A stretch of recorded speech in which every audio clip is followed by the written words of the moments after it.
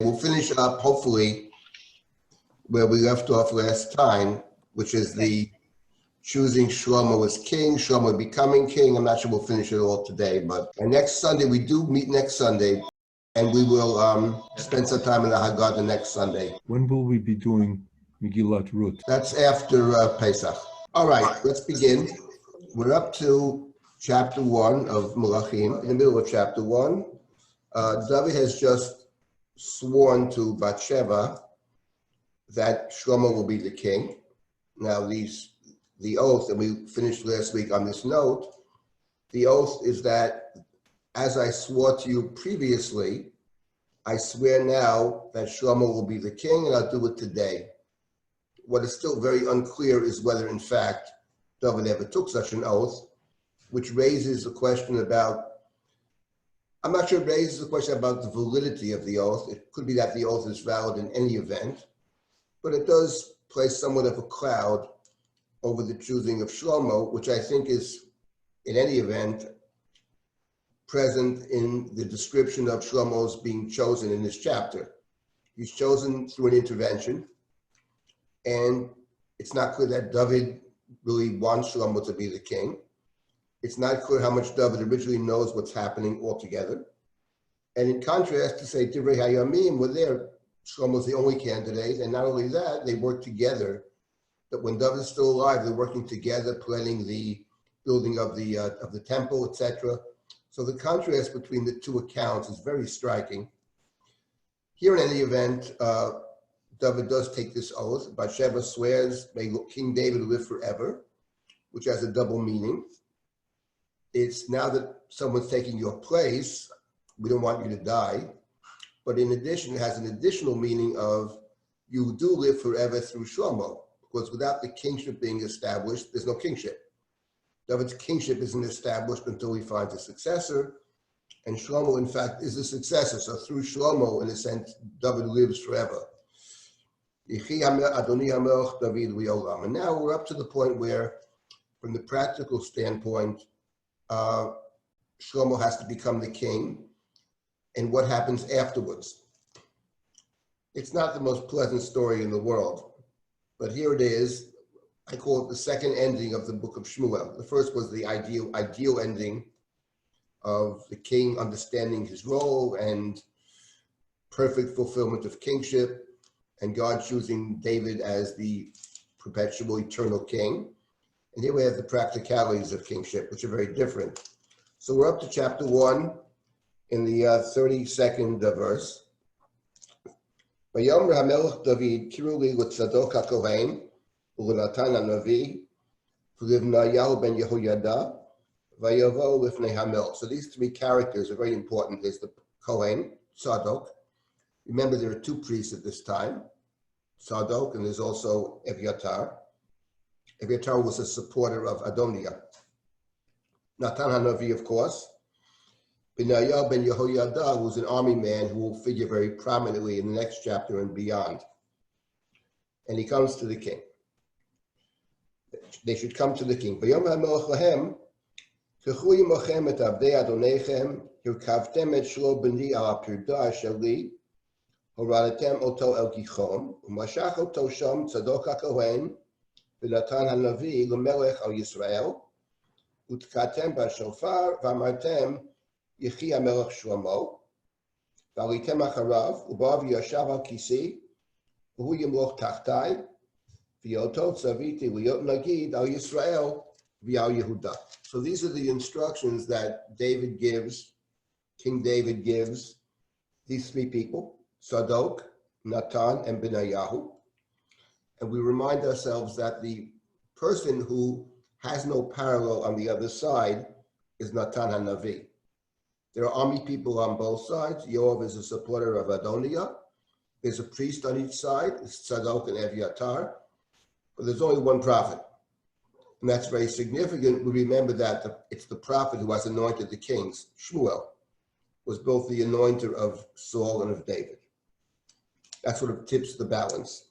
And David's instructions, and the important point about the instructions here, is that number one, there is to be Mashiach.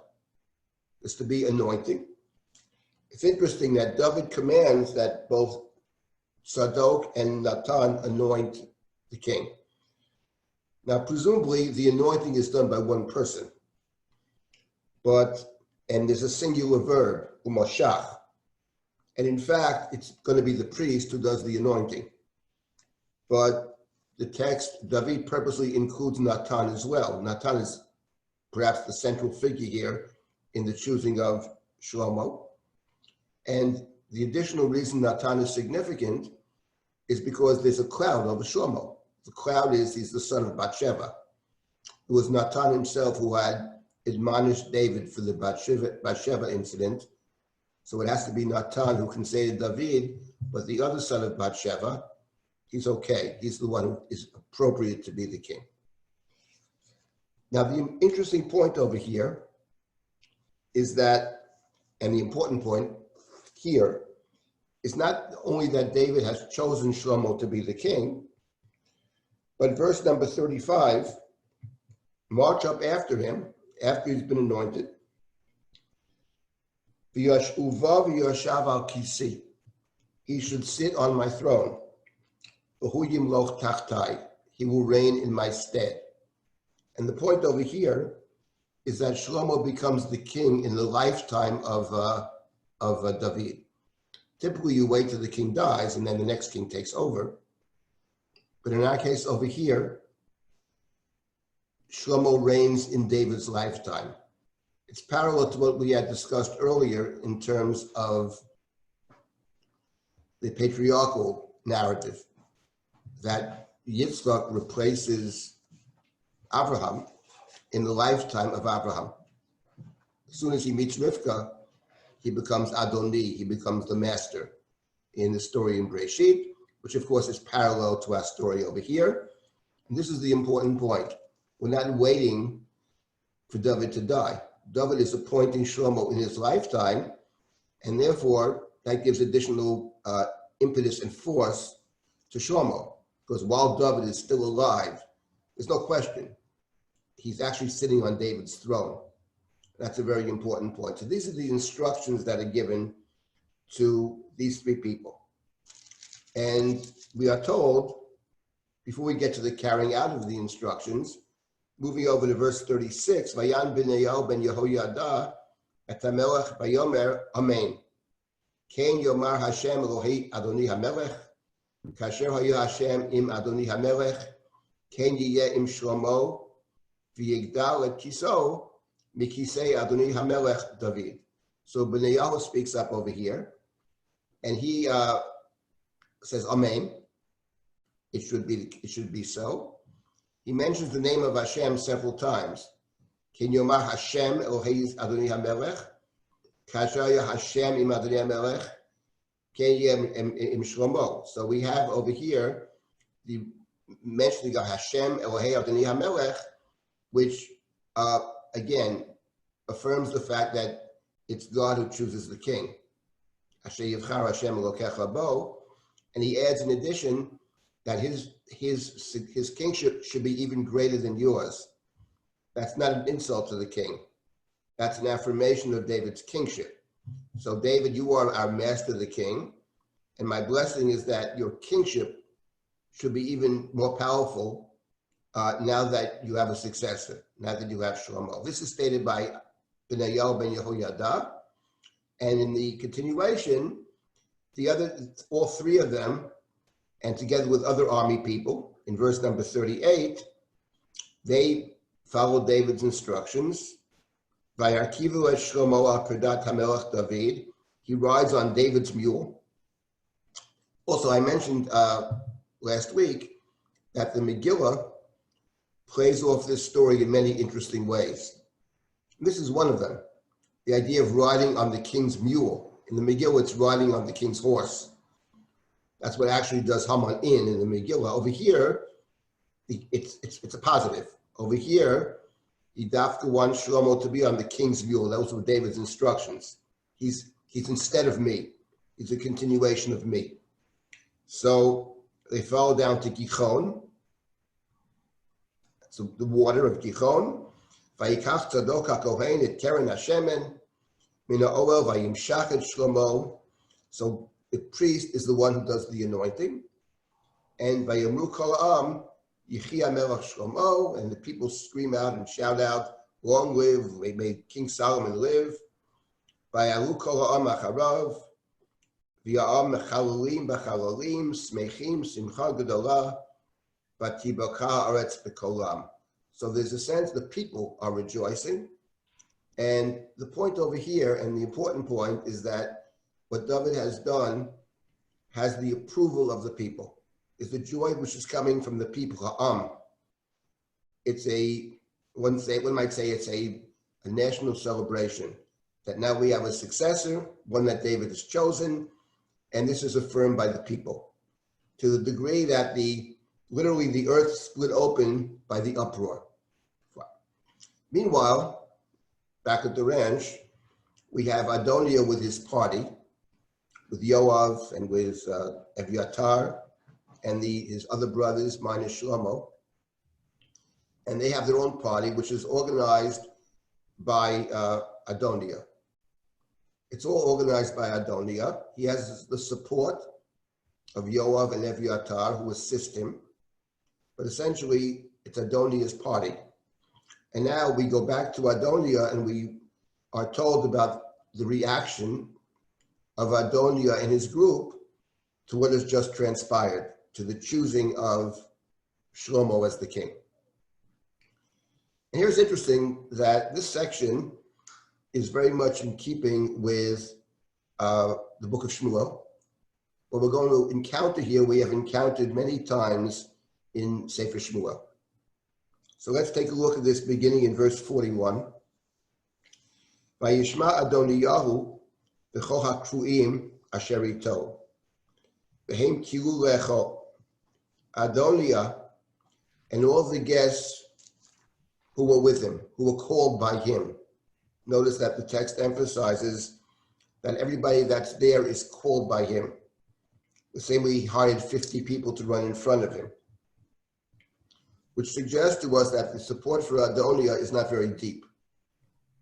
No one has a deep connection to Adoniah. He was probably supported, presumably, because there was nobody else. He's the next in line. He's the next oldest child. He's after Avshalom.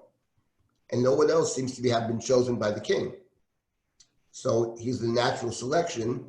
And Yoav, for example, has always been loyal to David's kingship, not necessarily to David the person, but to David's kingship. And then it says, Vayishma Yoav et kol hashofar, Vayomer madua kol hakirya homa. We are told that Yoav hears the sound of the shofar. We were told earlier that they sounded the shofar and everybody's screaming and yelling. And it's interesting, it's Yoav who hears it. Now, there are many people with Adoniah, but Yoav specifically is singled out as the one who hears it. Yoav has a sensitive ear in this respect. And by the way, we remember that in the book of Shmuel, on more than one occasion, Yoav sounded the shofar himself. In fact, on 3 separate occasions in the book of Shmuel, it's Yoav who sounds the shofar, and he sounds it always to signal the end of a war. And over here, the shofar was sounded to say something has been concluded. And now Yoav hears the sound of the shofar. He hears it.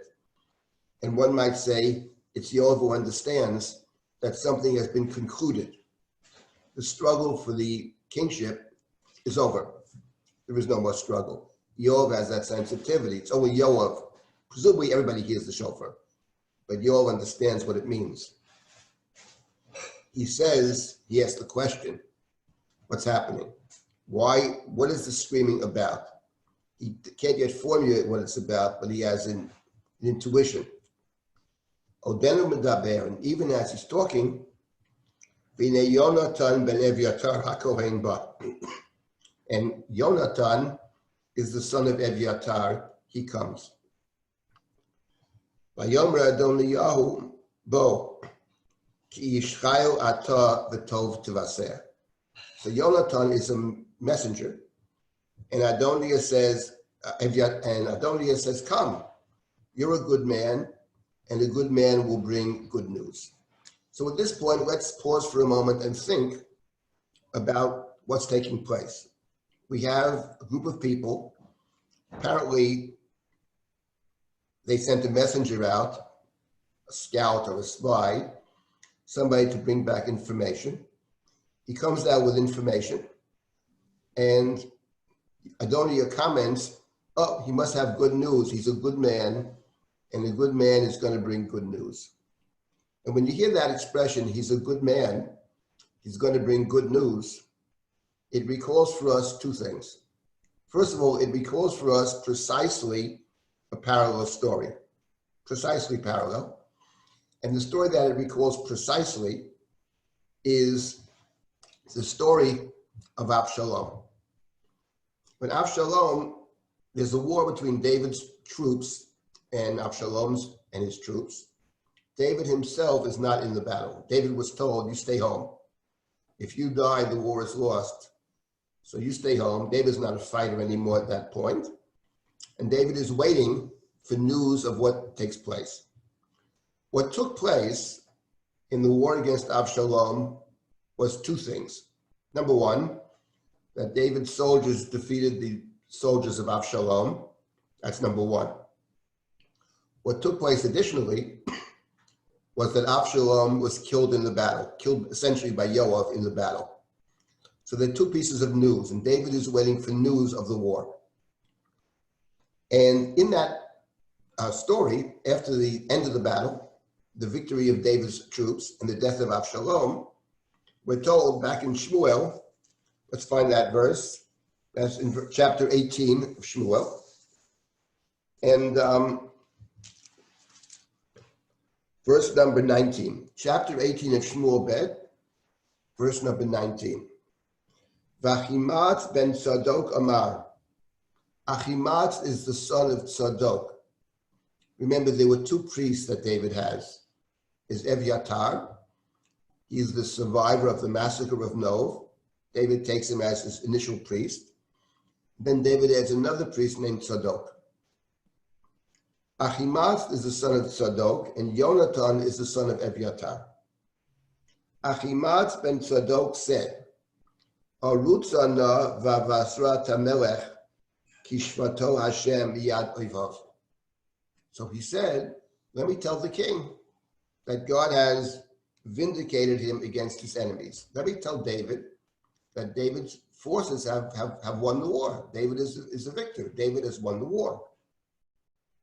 Vayomer lo Yoav, lo ish b'sora ata hayom hazeh. Yoav says to him, you're not the right guy. You're not the one to deliver the news today. Uvisata b'yom acher. There'll be another opportunity to tell the king good news. Vayom hazeh lo tevaser, ki al ken ben hamelech meit. But don't tell David today, because his son has died, because Avshalom has died. And we remember that in that story, before the war, David instructed his generals, La'atli lanar la'Avshalom, go easy on the boy. Calls Avshalom the boy, the kid. Go easy on the kid. The kid is the king of Israel who has the support of most of the nation and wants to kill his father. But David says, go easy on him. And Yoav understands that when David hears the news, he'll be upset. That for David, the death of Avshalom might be even more significant to him than winning or losing the war. Yoav understands that. So he says to Achimat, this is not for you. This is not for you to tell the king. Let's get somebody else. Vayomer Yoav laKushi. Yoav said to the Cushite, Lech haged lamelech asher ra'ita. Go and tell the king what you saw. The Cushite, whoever that is, Cushi sometimes means the other one. Like, for example, Moshe married Isha Cushit. He married the Cushite woman. It means the one who's totally other, the outsider. So the Cushite is not significant to Yoav in any way. Achimas is the son of David's priest. Let someone else tell the king. Someone who's expendable, someone who's not significant. You don't tell the king anything. But Achimat wants to tell the king. Vayosef od Achimat ben Tzadok. Vayomer el Yoav v'himo arutzana gam ani. Acharei akushi. So the Achimat says, let me go too. Let me run after the Kushay and tell David. And Yoav says to him, Vayomer Yoav, lama zeh ata ratz b'ni. My son, why would you want to run? U'lecha ein b'sara motzeit. You have no news that's worth telling. So don't go. V'hima arutz. And Achimat insists, no, I want to go. Vayomer arutz. You gotta go? Okay, go. Vayoretz Achimat derech hakikar vayavor et hakushi. And Achimat ran, took a shortcut, and he overtook the Kushi. So there are two people now to inform David about the news. And the one who was sent second takes the shortcut and is going to come first. He's Achimat, the son of the priest. Now, we're told, meanwhile, David is sitting between the gates. David is waiting to hear news. In verse number 24 of chapter 18. And Vayelach HaTzofeh, and the lookout, David's lookout, goes El Gag Hashar El HaChomah. He goes to the roof. He stands on the roof of the gate. Vayisa et einav vayar v'hinei ish ratz levado. He sees a man running towards him, a solitary man running towards him. Vayikra tzofeh, and the guard calls down to David. The guard's on the roof. Calls down to David. And he says, the person running towards me, there's a man running towards me. And then the guard looks again, and he sees a second man running. That's the Kushi. He sees the second man running. And the guard says to David in verse 27, Ani ro'et mrutzat harishon ki mrutzat Achimat ben Tzadok. The first guy who's running is Achimat. Looks like Achimat. Vayom ha'melech ish tov zeh. V'yel b'sarat tova yavo. It's a good man. He will bring good news. Now, of course, coming back to our chapter, we have exactly the same statement that Adoniah makes. And this time, it's not Achimat bringing the news, the son of the priest Tzadok, but rather it's Yonatan ben Eviatar. It's Jonathan, the son of the other priest, the supporter of Adoniah, Eviatar. So there are two people bringing news. In the first story that I cited, it's the son of Tzadok. In the second, it's the son of Eviatar. And we should remember that these two sons of the priests actually operate together in a different chapter. In an earlier chapter, when David is on the run from Absalom, and he sends the ark back to Jerusalem, and he instructs the priests that try to find out, and he sends back Hushai as well, and he says to Hushai, when you find out what Absalom has in mind, what his plan is for the war, inform the sons of the priests. These two sons of the priests, Yonatan and Achimat, and they'll find a way to get me the news, get me the information, so I can prepare myself for the battle. So in that story, these two men, the two sons of the priest, they operate together. Yonatan and Achimat are David's two spies to inform David about what Absalom intends to do. In the story after the death of Absalom, it's Achimat. And in our story, it's Yonatan who operates separately.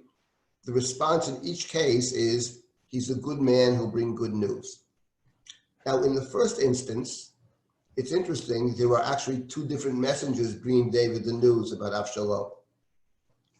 And it's curious why Achimat is insisting to tell David. Yoav says, don't go. I want to go. Don't go. You have nothing to say. I want to go. Don't go. I want to go. Okay, go. And he overtakes he overtakes the first one. He overtakes the Kushi. He brings the news. Now, when you read that story, which is actually very interesting, what I think is clear is that the reason Achimaatz goes is to, first of all, to tell David the good news, namely he's won the war. David's response is what happened to Avshalom.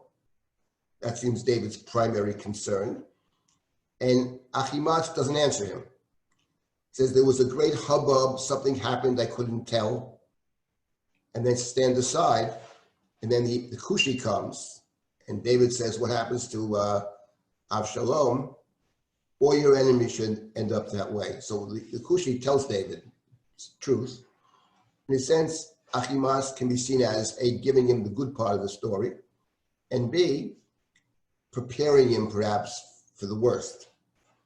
But the point of that story is there are two different pieces of news, which Yoav is well aware of. There's the personal news for David about his son, and there's the news about the kingship. News about the kingship is good, you'll be king. The news about the son, from David's perspective, is bad. So it's split, and there are two different messengers over there. Now over here, of course, Adoniah says he's going to bring good news. He's a good man who brings good news. Or maybe he brings good news, but it's certainly not good news for Adoniah, as we'll see shortly. But I think there's a much more interesting phenomenon that's taking place in our chapter, which is why I think it is correct to read the first two chapters of Melachim as simply a continuation of the book of Shmuel. And that is that the book of Shmuel has many examples of people bringing news. It appears in many places in the book of Shmuel. It's a theme that runs through the book of Shmuel. Something happens and somebody brings the news. Several times. After the destruction of Shiloh, somebody runs from the battlefield. The man from Benjamin ran from the battlefield to report the news, reports the news to the people. And then Eli hears some kind of a noise, and the man, what happened? And the man runs to Eli. The Amalekite man runs to David after the death of Saul and brings the news. Amnon and Tamar, in that story, David hears the news, and eventually the news he first hears is not correct, and then he's brought the correct piece of information. So there's a theme throughout the book of something happens and somebody is reporting what happens. And it's always interesting to see whether the report of what happens is what we are told initially happened. Because very often we know in the biblical text, there's a story that happens, then there's a report of the story. Sometimes there's a second report, and they're never exactly the same. There's always a difference between them. And the differences have to be analyzed and understood. So let's say, for example, over here, we have Adoniah and his party. They hear something. Yoav is the one that says, I wonder what happened. And the messenger comes to report. Adoniah assumes, incorrectly for him, that the news is good news. Not surprising, because Adoniah actually seems to have no positive qualities on any level. He's not particularly clever. He is, from a standpoint of behavior, his behavior is extremely poor, declaring himself king when his father is still alive and ailing. He seems to have no real support. He has supporters, but the support is very thin, as we will see. It disappears very quickly. His support seems to be for somebody against whom there is no candidate. He's a solitary candidate. In any event, he reports, he says, oh, he's a good man. He must bring good news. And now we have Yonatan, who's the counterpart to Achimaatz, speaking beginning in verse number 43. After we do this, I'll pause. If people want to speak up, participate, speak up, I welcome any and all comments. Let's just read a little bit more first. Vayan Yonatan vayomer Adoniyahu avo Adonenu hamelech David himrich et Shlomo. So he says to Adoniyahu, somebody remarked last week that the name Adoniyah is very striking in terms of the use constantly of Adonenu. Adon can be a name of God. Here it's Adonenu David. Aval, but in truth. But in truth, the aval means but. It also means in truth. But really, our Lord David has appointed Solomon as king. And now he continues to say what happened. So that's the first point. Shlomo was the king. Vayishlach ito hamelech et Tzadok HaKohen v'et Natan HaNavi u'Benayahu ben Yehoiada v'Akreti v'Apleti v'Yakivu oto al Pridat HaMelech. So verse 44 accords precisely with what David said they should do and what they did. These are the main characters. Natan, Tzadok, Natan, Benayahu, Kreti Pleti, kind of palace guard. They placed him on the mule of the king. And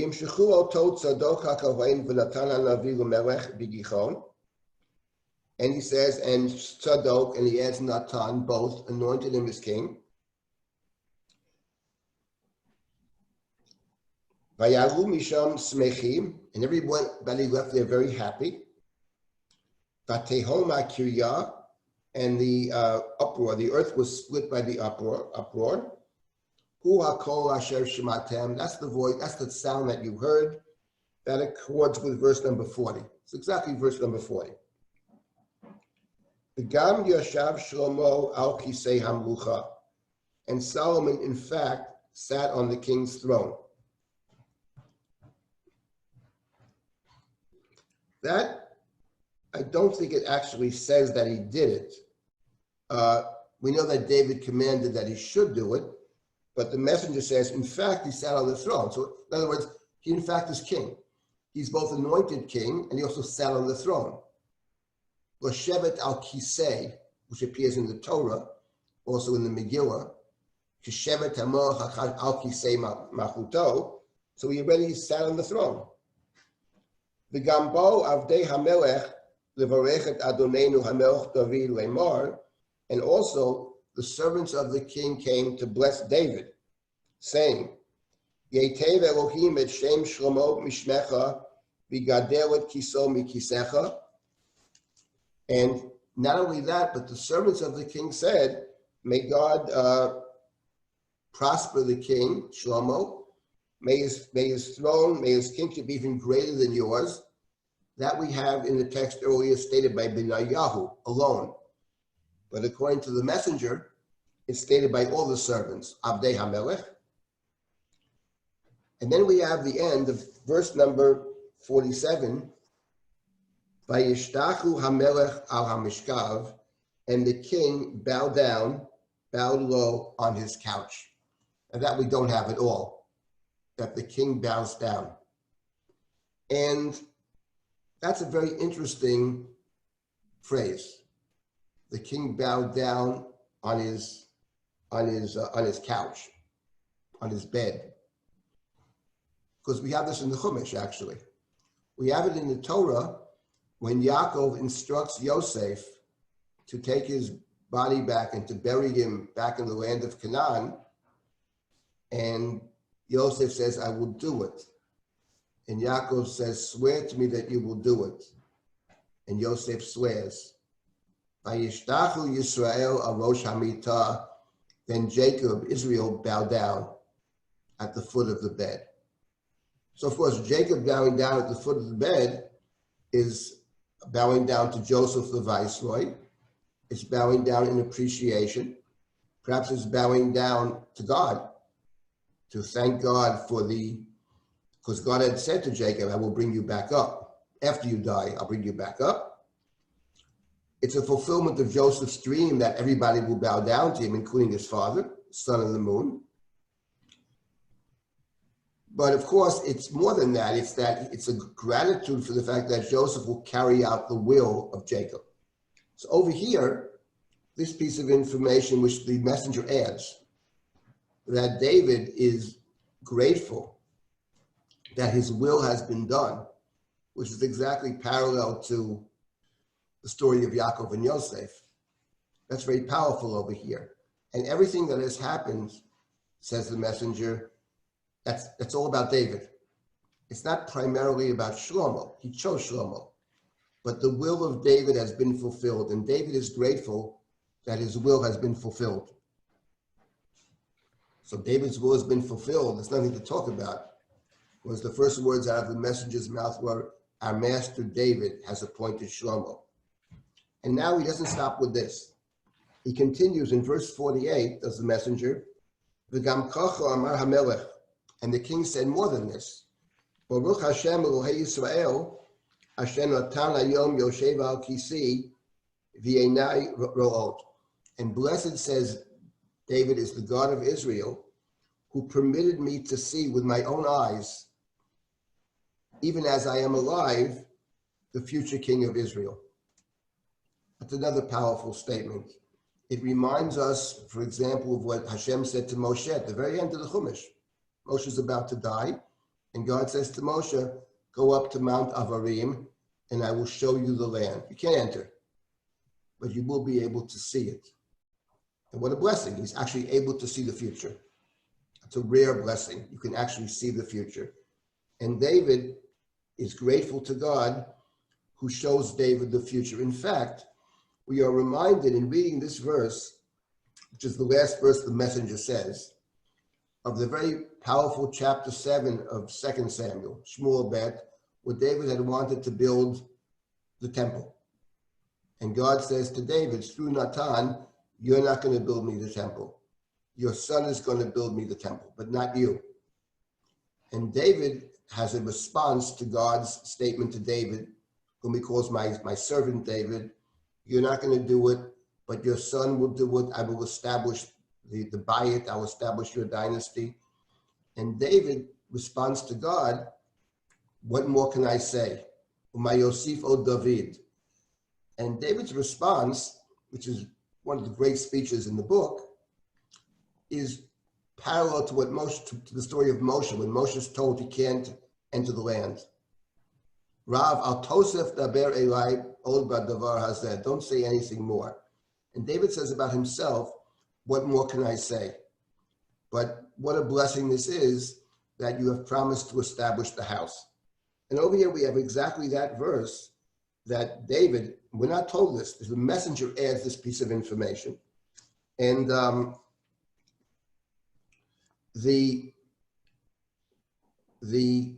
point over here is that not only is this has happened already, it's over with, but there's something else about this particular messenger. When we read what the messenger says, and the messenger added a few interesting pieces of information, but we notice that in this long report of Yonatan,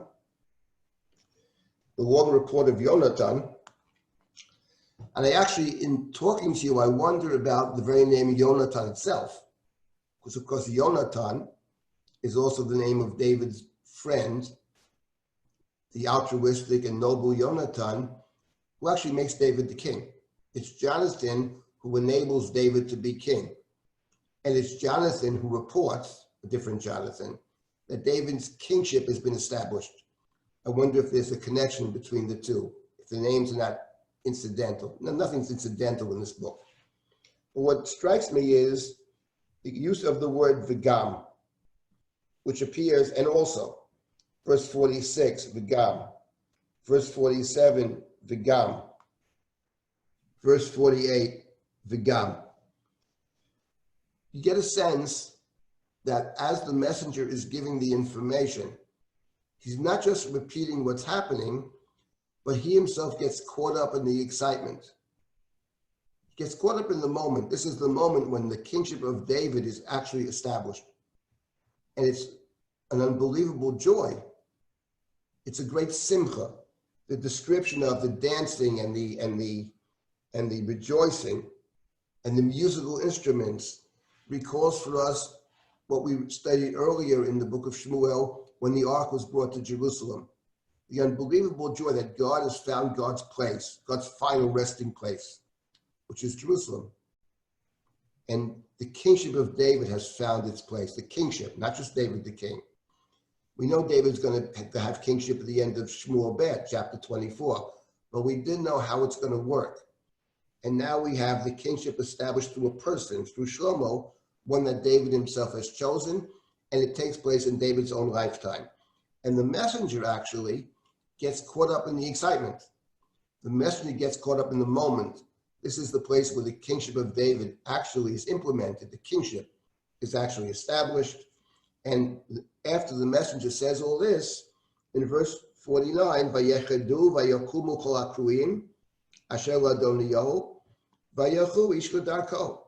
All of the guests, the ones that were appointed, chosen by Adoniah, rose up in alarm, and each one went home. Each one went his own way, and suddenly Adoniah is left alone.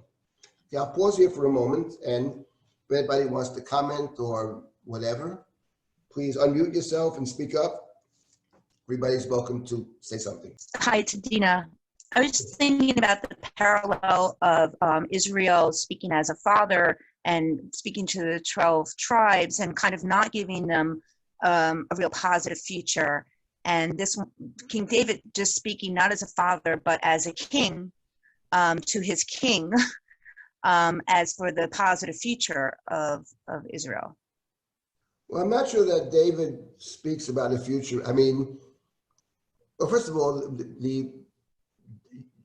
Yaakov speaks on two occasions. He speaks to Joseph alone, and that's when he bows down, where he asked Joseph to bring his own body out of Egypt, as perhaps as a personally he wants to be back in the land of Canaan where he belongs, but that also perhaps prefigures Israel's return. And then you're referring to at the end of the book of Bereshit, where Jacob blesses his sons. Some he critiques and some he does not critique. I wouldn't say that's not positive. I think it's very positive. I mean, I think that he addresses each child wherever the child is at the moment, but he does bless all of them. He includes every single one of his children in the blessing, which is the important point. Now over here, David doesn't say anything to Shlomo yet. David will instruct Shlomo in the next chapter. We'll get to it. But the very fact that you have kingship, we have to remember that in the book of Shmuel, and this is the end of the book of Shmuel, succession is one of the critical issues. Succession is central to kingship, but beyond kingship, there's a problem in general of succession. The first story in the book of Shmuel is the story of Eli and his sons, and the sons don't follow his path. So Eli has the true successor of Eli is not his biological son. His true successor is his spiritual son, which is Shmuel. But succession is an issue. And then in the next story, Shmuel himself, his own sons are no good.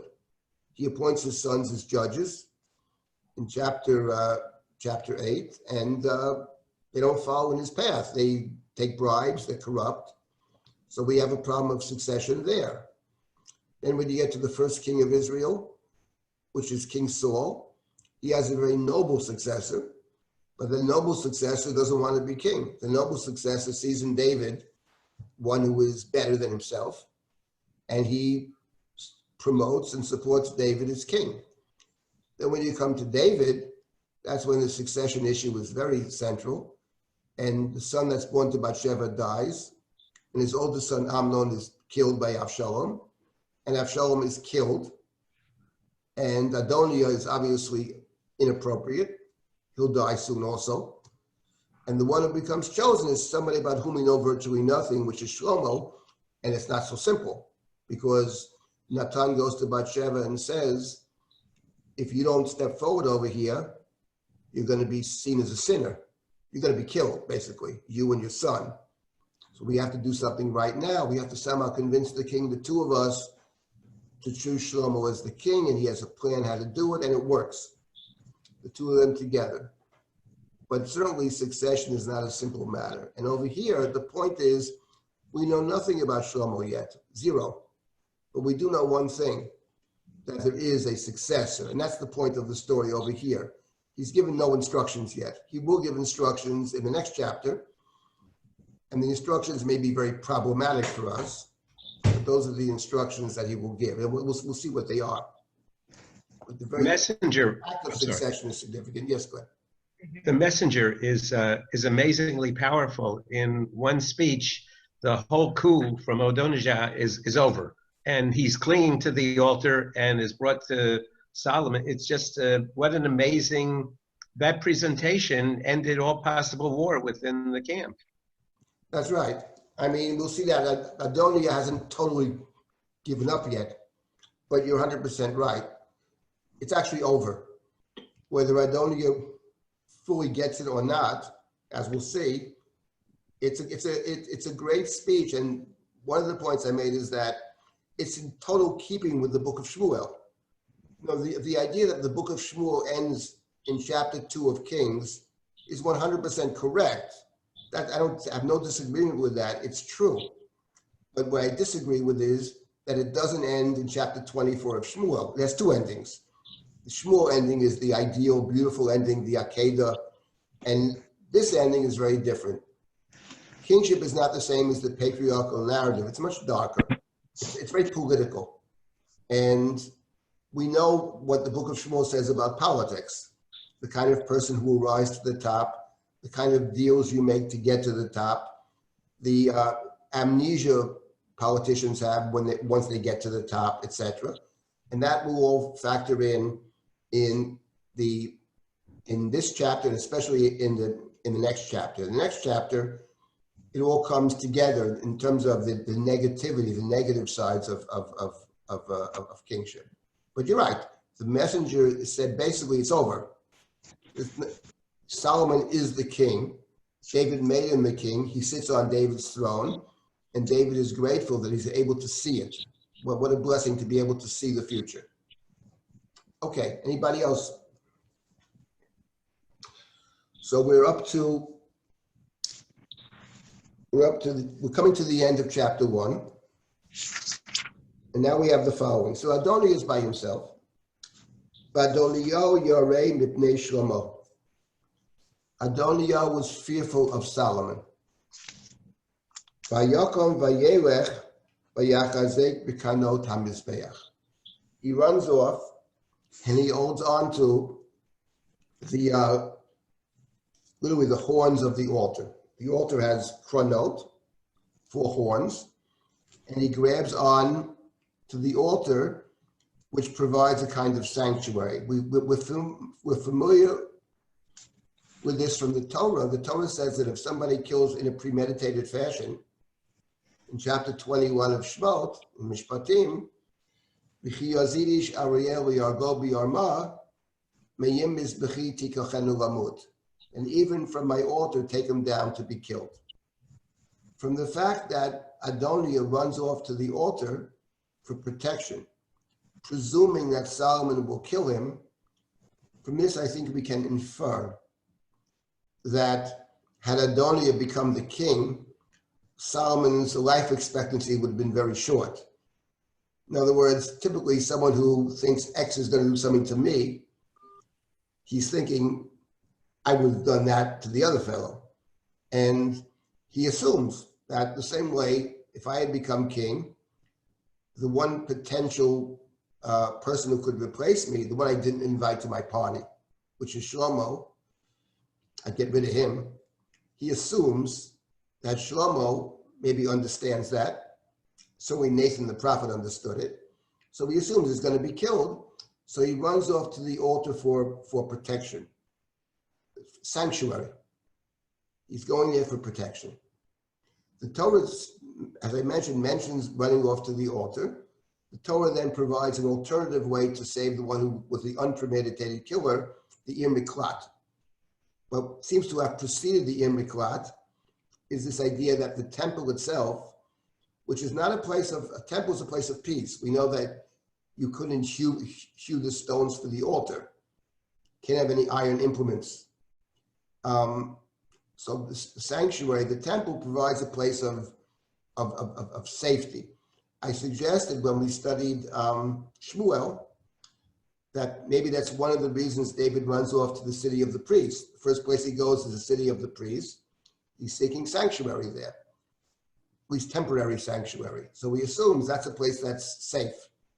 Turns out that King Saul will murder all the priests. And David even had considered that possibility. Okay, but the temple is a place of peace, etc.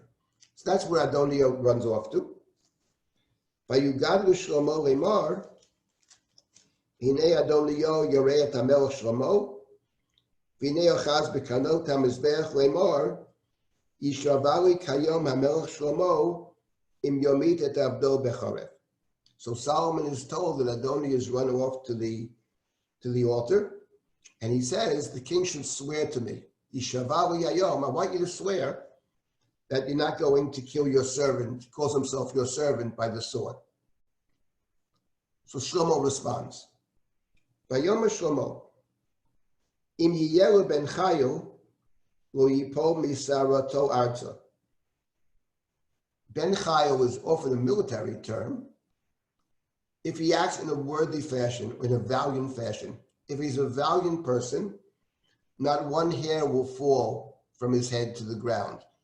That's an Avshalom thought. Remember, he was compared to Avshalom in the very beginning. He has all the negatives of Avshalom. He has none of the positives. If he behaves himself, if he's valiant, not a hair will fall to the ground. But if evil be found in him, v'meit, he will die. It strikes me that there's an imbalance in the verse. If he's valiant to live, if evil be found in him, he will die. If I'm Adoniah and I hear that statement, I'd be very, very careful. If evil be found in him. To live, you got to be valiant. If evil is found in you, you will die. Vayishlach hamelech Shlomo, vayoridu meyal hamizbeach. So Shlomo sends, take him down from the mizbeach.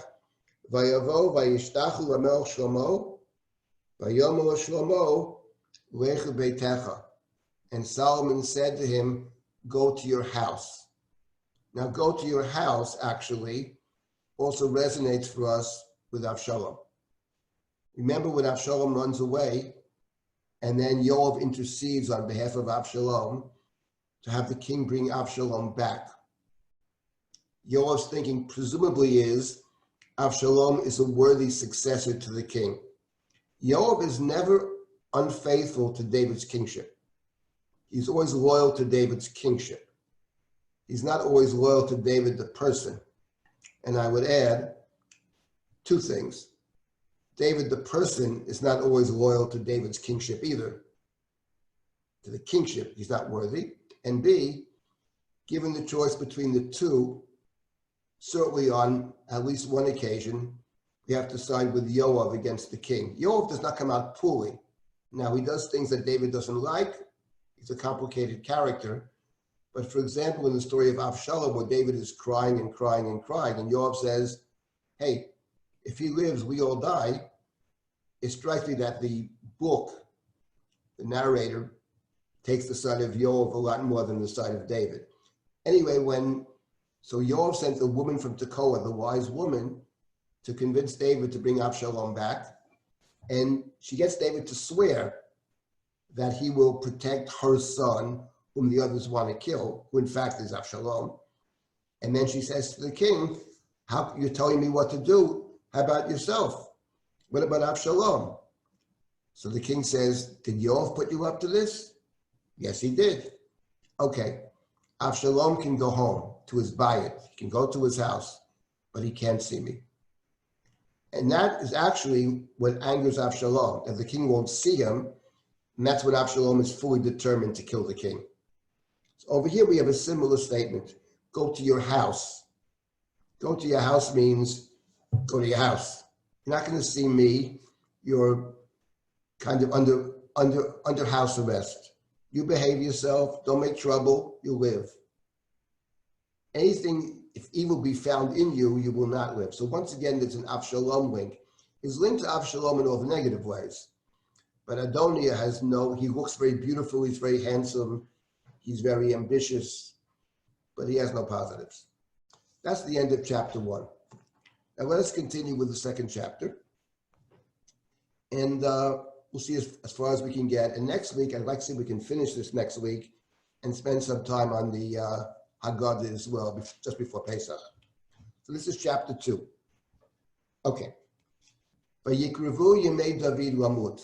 So David's about to die. Vayitzavet Shlomo beno Lemar, and he commands his son Solomon, who's the king. He's giving his son commands about the kingship. This is the Haftarah of Parshat Vayechi. Somebody mentioned before that, I think it was Adina, that there were parallels between the story over here and the end of Yaakov's life, where Jacob blesses the tribe, speaks to Joseph. And this is actually the Haftarah for that parsha. So he commands his son Shlomo in the following way. Anochi elech b'derech kol haaretz, v'chazakta v'yita leish. I will go the way of all earth. I'm about to die. V'chazakta, be strong. Be a man. Verse number 2. V'shamartad mishmeret Hashem Elohecha, v'lechet b'drachav, v'shmor chukotav, mitzvotav, mishpatav, v'yedotav, kakatuv b'torat Moshe, L'man taskio et kol asher ta'aseh, v'yet kol asher tifnesham. Obey the statutes, the commandments, etc. in Moses' Torah, Torat Moshe, in order that you be successful in all that you do. L'man yakim Hashem et dvaro asher diber alai leimar, and in order that God fulfill what God has promised to me, saying, back in chapter 7 of 2 Samuel, Im yishmeru banecha et darkam lalechet l'fanai be'emet, b'chol levavam u'b'chol nafsham, leimar, lo yikaret l'cha'ish mi'al kisei Yisrael. This is the end of the first part of David's speech to his son. Essentially, obey God's commands, the Torah, the Edot, the Mishpatim, Chukim, Mitzvot, and all that. And as many have noted, the language over here in these verses is language that is reminiscent of the book of Devarim, apart from the fact that he talks about Torat Moshe. Well, even apart from Torat Moshe, the language is Devarim language. L'man taskio is a Devarim expression, and especially b'chol levavcha u'b'chol nafshecha. That appears, I believe, 3 times in the book of Devarim and no other place. So we have over here language of the book of Devarim. And let me just for a moment comment about a question that was raised by the academics. The main one was a fellow named Robert Polzin, who wrote a book called about the Deuteronomist, 3-part book. 2 of the 3 books are about the book of Shmuel. And Polzin sees in the book of Shmuel the work of the Deuteronomist. That is, the one who supposedly wrote the book of Deuteronomy is the same author who writes Nevi'im Rishonim, Yoshua Shoftim, Shmuel Aleph and Bet, Melachim Aleph and Bet. And he sees the hand of the Deuteronomist throughout the book of Shmuel. Others, Alter and many others, say we don't see the hand of the Deuteronomist in the book of Shmuel altogether. There are 1 or 2 places where we see it, and this is one of the places they mention. Here there's language of Deuteronomy, but elsewhere we don't see it. Let me just say my own personal opinion is about Deuteronomist. First of all, I think that Alter and the others are not correct in the sense that we find more than just a couple of places the thinking of Sefer Dvarim. I do think we find it in several places. I'm not a believer in the Deuteronomist altogether, because I believe the book of Shmuel, whoever wrote it, and no one has a clue. The book of Shmuel calls texts from all over the place. We have spoken about the Abraham narrative as being central to the book. Yaakov appears in several places in the book, including what we read before, by Yishtachu Yisrael Rosh Hamita. The book of Samuel, Moses' interaction with God at the end of his life, is something that appears as prominent in the book of Shmuel. The book of Shmuel calls texts from all over the place, the burning bush, including certain statements from certain ideas from the book of Devarim. In particular, I would say, this is totally lost upon them, but in particular, the character of Shmuel. When Shmuel speaks to the people in that 1 chapter, he talks about serving God alone, and to serve God with all your heart, and to serve God alone. That's a Sefer Devarim theme. So you do have Sefer Devarim present in the book of Shmuel in some sense. It's not primarily about Sefer Devarim. The book employs text from all over the place, including Sefer Devarim. Over here, what strikes me, though, is David's speech to Shlomo, Torat Moshe, Chukotav, Mitzvotav, Mishpatav, V'edotav, B'chol v'avcha u'v'chol nafshecha. What strikes me over here, which is why the academics saw this, is because it's hard to miss it. It is formulaic. The first part of the speech essentially is adapting formulas from Sefer Devarim. And what I would propose is that the adoption of formulas from Sefer Devarim that's formulaic has the effect of weakening the statement. Formulaic statements are always weaker than that which is spontaneous, original, to the point, to the moment. And David's speech to his son Shlomo has two parts. The first part is formulaic: keep the Torah, obey God, be a good person, etc., etc. That's important that David says it, but it's formulaic. But the second part of the speech, which begins in verse number 5, V'gam ato yadata, that's different. That's not about a formula. That's not about generalities. That's about something very specific. Let's get down to brass tacks. And that is, V'gam ato yadata, you know, Et asher asal Yoav ben Tzuya, asher asal l'shnei sarei tzivot Israel, v'Avner ben Ner v'Amasa ben Yeter, v'Yargem, v'Yasem d'mei milchama b'shalom, v'Yitein d'mei milchama b'chagarota asher b'matnav, u'v'nalo asher b'raglav, v'Yasitu k'chochmatecha, lo tored sevato b'shalom Sha'ol. Now he says, let's get down to present reality. Not general statements about obey God, but you know about Yoav. Now Yoav is a supporter of the other guy. Says David to Shlomo, let me tell you what Yoav did to me. Asher asal li. What he did to me is he killed two generals. He killed them, he says, he killed them, shedding blood of war in peacetime, staining his garments, girdle of his loins, and the sandal on his feet with blood. Act according to your wisdom, see that he does not go down to Sheol in peace. And when you read this statement of David, we'll get to is it a justified statement or not, is one question. But you wonder what is driving David over here. One thing that could be driving David is revenge. He's angry at what Yoav did, killing Avner. He was angry at the time. Avner was the one who was going to bring all the tribes over to David's side. Yoav killing of Avner threatened that. And Amasa is the general that David appointed instead of Yoav to defeat Sheva ben Bichri in chapter 20. And Amasa was the general of Avshalom. He was the losing general in the war of David against Avshalom. Yoav was the winning general. And after the war is over, David replaces the winning general with the losing general. And Amasa is incompetent. Yoav kills him and then defeats Sheva ben Bichri. In the case of Avner, it's true that Yoav did not do what the king wanted, and there are any number of possible reasons why he didn't. I think we discussed that, but what he says to David is essentially, you can't trust Avner. It's not a man to be trusted, which is probably correct, because he betrayed his own king. In any event, is it just a matter of revenge? Is it a matter of protecting the kingship? This is a guy who goes his own path. He's a powerful man, and if you want to secure your kingship, Shlomo, you got to get rid of this guy. He imperils your kingship. That's certainly a possibility. What is interesting is what David doesn't say.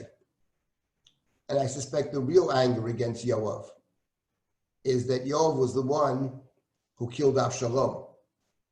That's what really angers him. The Avshalom story hangs over the whole story here. Adoniah is a pale imitation of Avshalom. David will mention Avshalom next when he talks about doing kindness in verse number 7. The sons of Barzillai, be kind to them, show loyalty to them.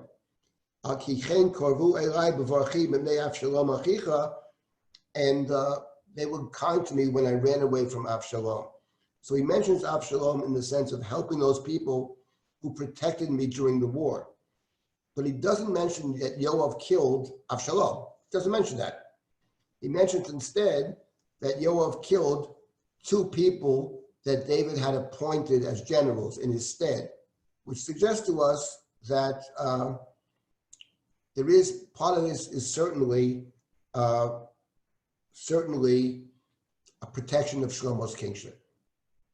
And what's interesting is, in addition, the emphasis on kichachmatecha, use your wisdom, figure out a way to do it. You have to employ chachma in killing him. Now, why you have to employ chachma, presumably, is that what David is upset about, he mentions the killing of Avner. Well, the killing of Avner took place approximately 33 years ago.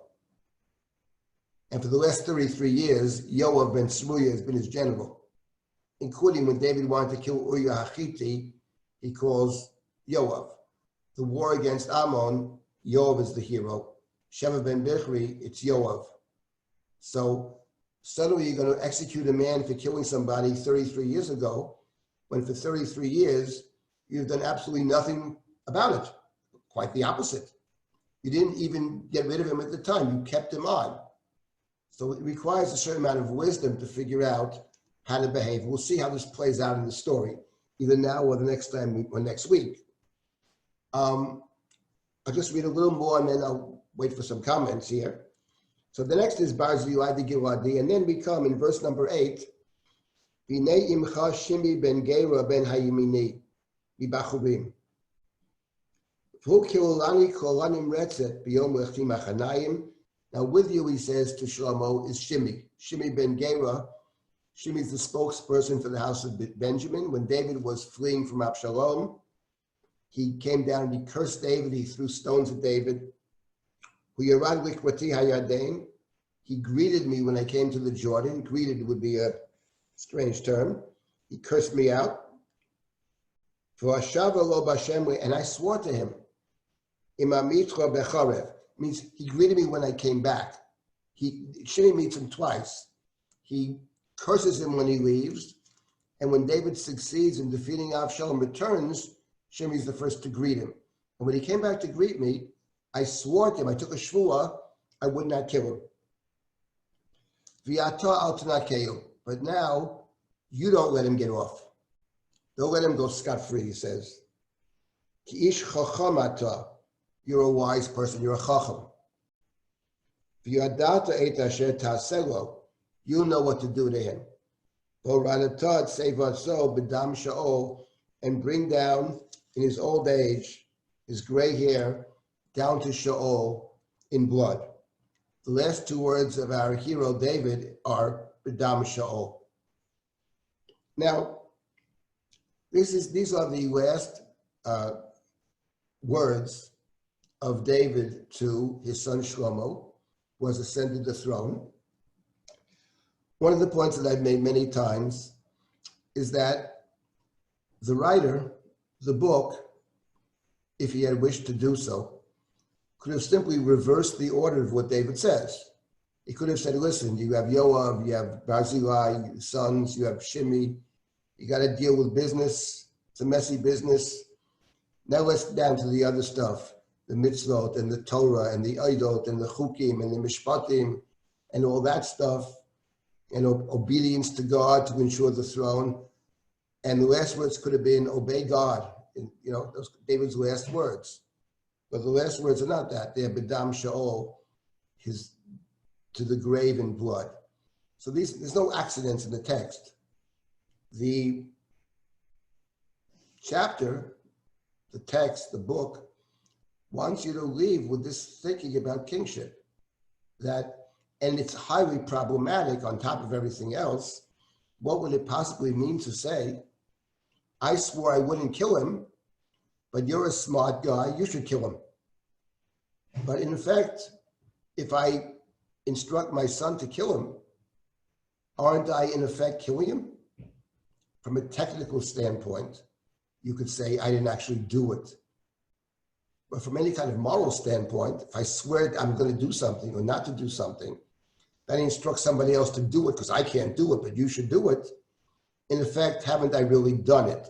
And this touches on the question we had raised earlier, which is a few weeks ago about David and oaths. Does David actually keep the oaths that he makes? We saw already if he took an oath to make Shlomo the king, he does a very poor job fulfilling that oath.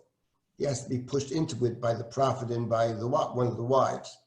So we're left here with a sort of a sour note, and it can't be an accident. In any event, these are the last commands of King David. And now,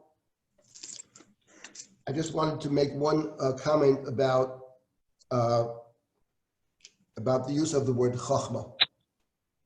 We saw that the word chachma is found both in terms of killing Yoav,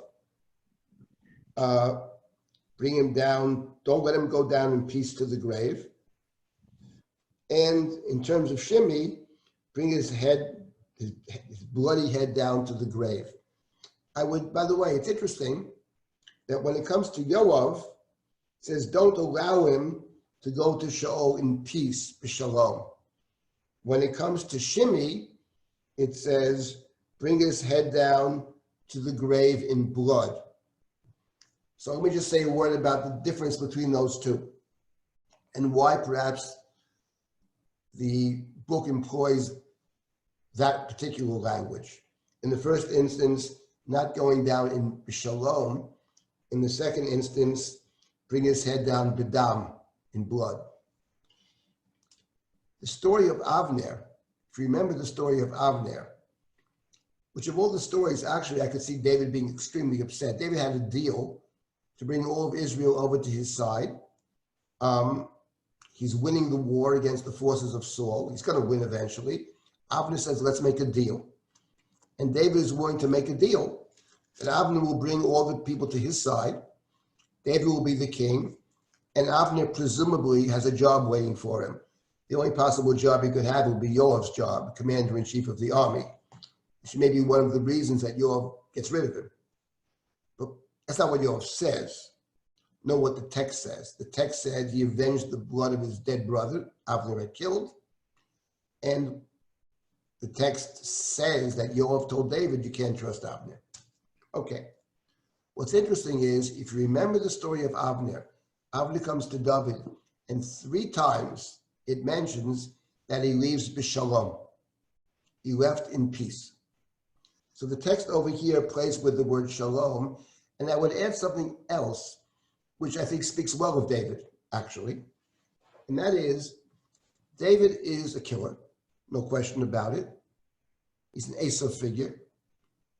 And he's actually a ruthless killer when it comes to his enemies. But in the book of Shmuel, David prefers to achieve his goals without killing. He could have killed Saul on 2 different occasions, and there's several reasons he doesn't do it. But above all, he doesn't kill unless he has to. The same thing with Uriah HaChitti. He ends up having Uriah killed, but he doesn't want to kill Uriah. He invites Uriah to go back to his house, go back to your wife. Nobody will ever know the paternity of this child that's born. And from David's standpoint, that's far superior to killing anybody. You can achieve your goals without violence. You achieve them without violence. And Avner afforded an opportunity to end the civil war, to bring everybody to David's side, and there's no more war. And David prefers that, to his credit. He doesn't want to fight wars if he doesn't have to fight them. So the word shalom appeared 3 times in that story. And over here, he says, don't let him go down to the grave b'shalom. So that's why the text picked up on the word shalom, because it's the central word in the Avner story. You could see for yourselves. In the story of Avner coming to David, how the text emphasizes shalom. When it comes to Shimei, that's a different story, because Shimei's curse of David was, Ish damimata, you are a bloody man. God is repaying you, says Shimei to David. You're now in exile. Your own son wants to kill you, for you are a bloody man.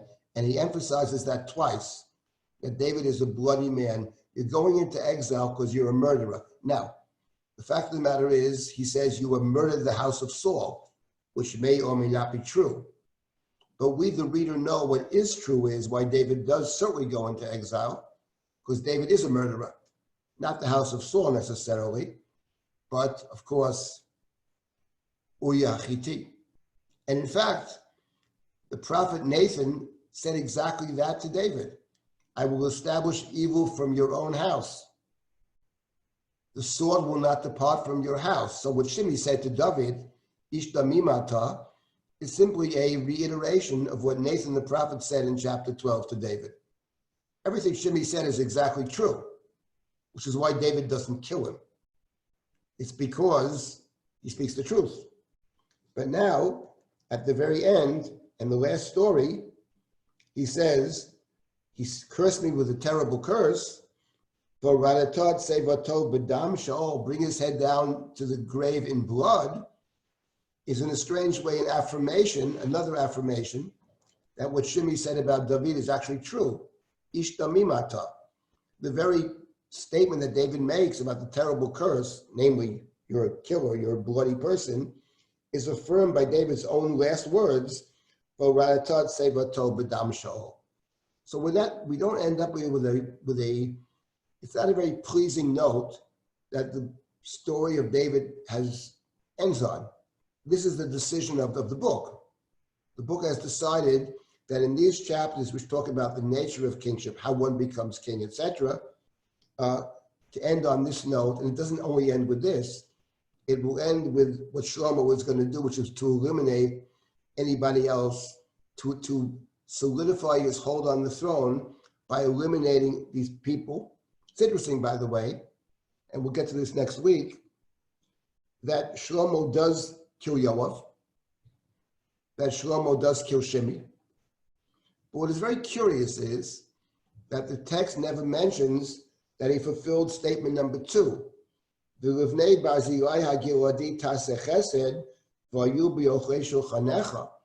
To be kind to the sons of Barzillai, they should eat at your table. It means that you support them. They were good to me when I ran away from Absalom. One scours the book of Kings from top to bottom, you won't find a word about it. There's no statement that Shlomo in fact did that. Maybe he did, maybe he didn't, but it's conspicuously absent in the book. And what makes it even more absent is the fact that there are 3 statements: kill Yoav, kill Shimei, 1 and 3, be kind to the sons of Barzillai, which is 2. 2 is not mentioned, but 1 and 3 are certainly mentioned. And we'll get to that perhaps next week. I did want to say one last word about David's speech to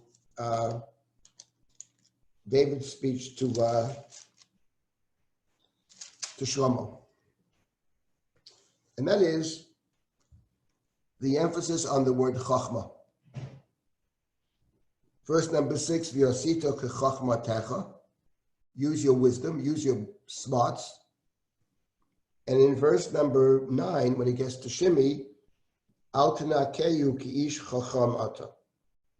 So there are 2 things I want to say about chachma.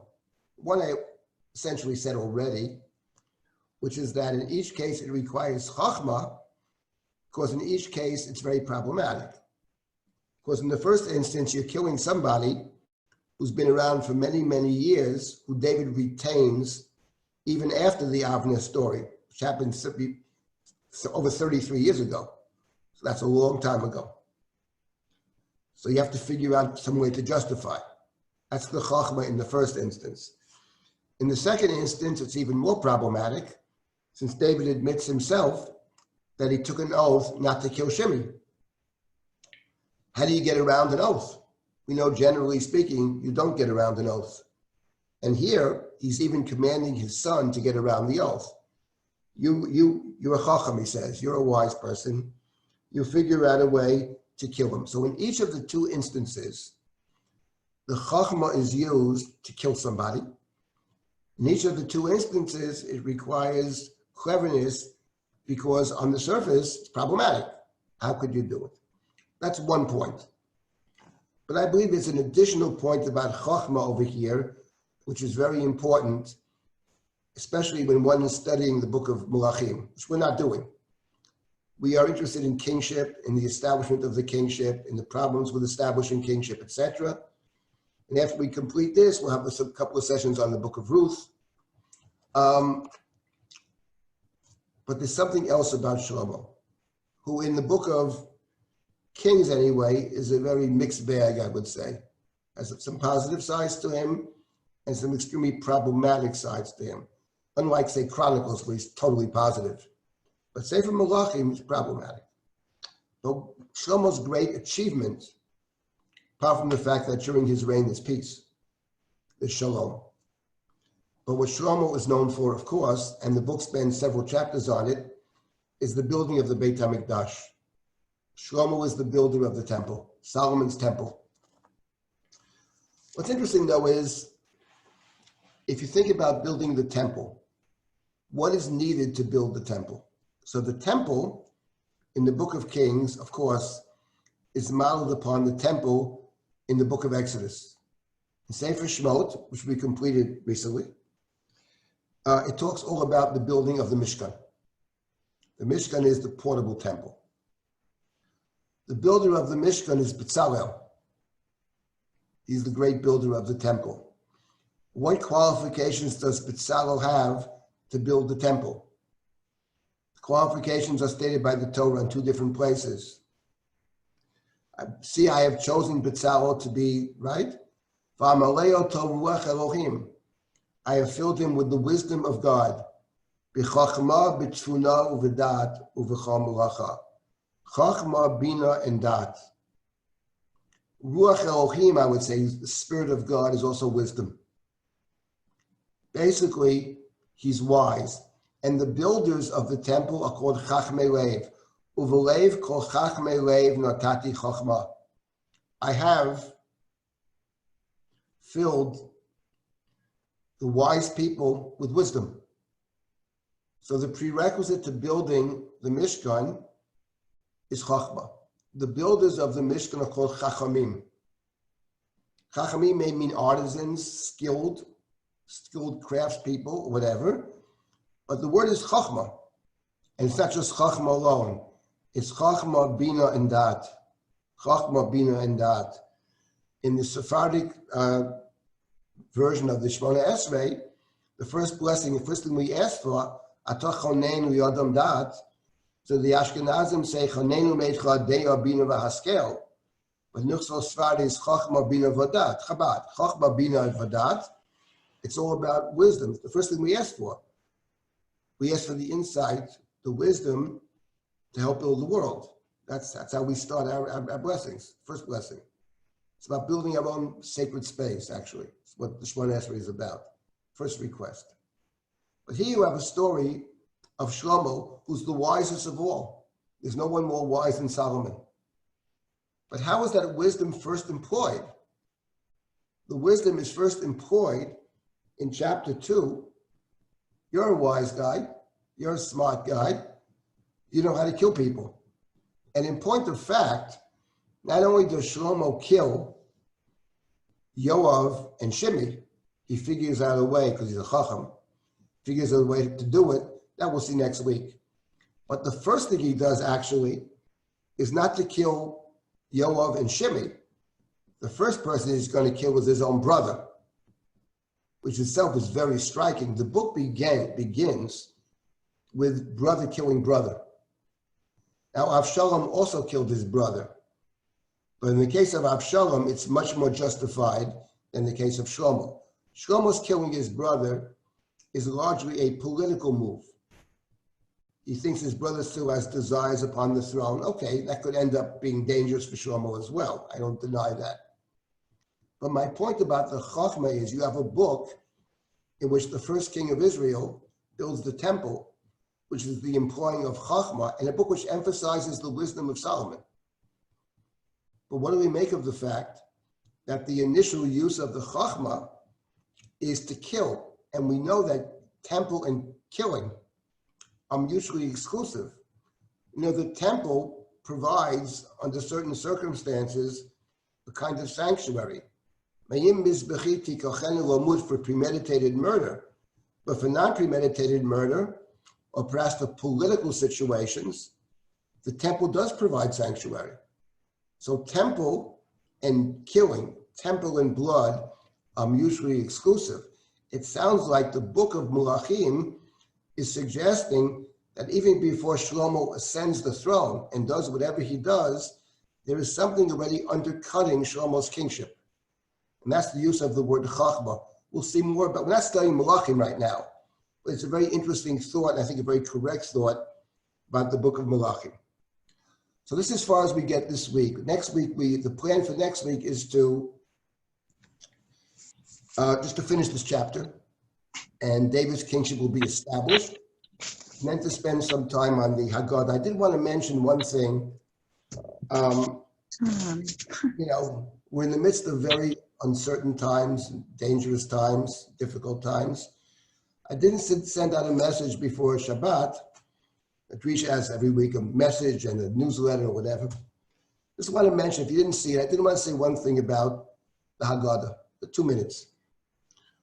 The mitzvah of the night of Pesach, Haggadah says, in every generation we should see ourselves as leaving Mitzrayim.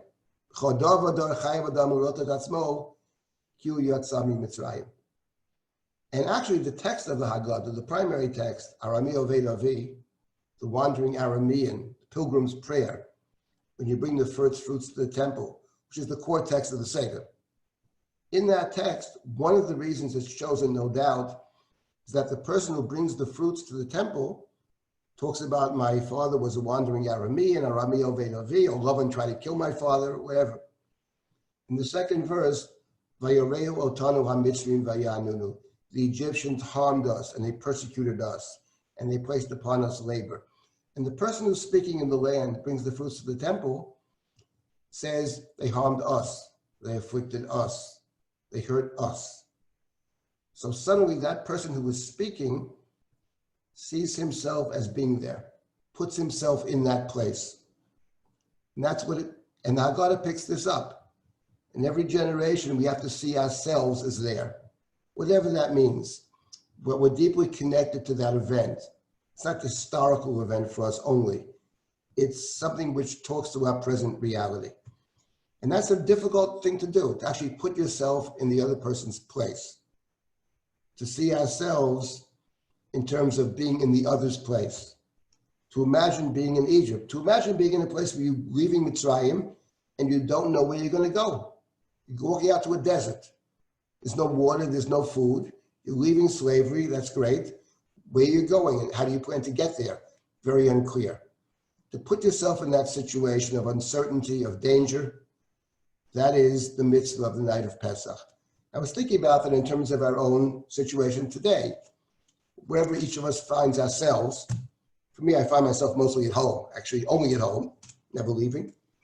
But to imagine being in the other person's place and to try to do something about that, to try to be of assistance, to reflect upon the world at this point, not just about our own communities. This is something that affects the whole world.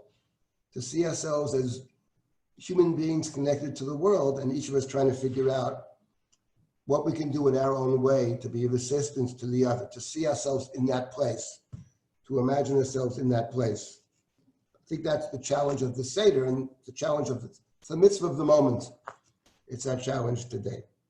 All right, so next week we will continue. Next week we will have a class Sunday before Pesach. We'll finish the chapter, I hope, and a few words about thoughts about the Haggadah. Thank you for joining.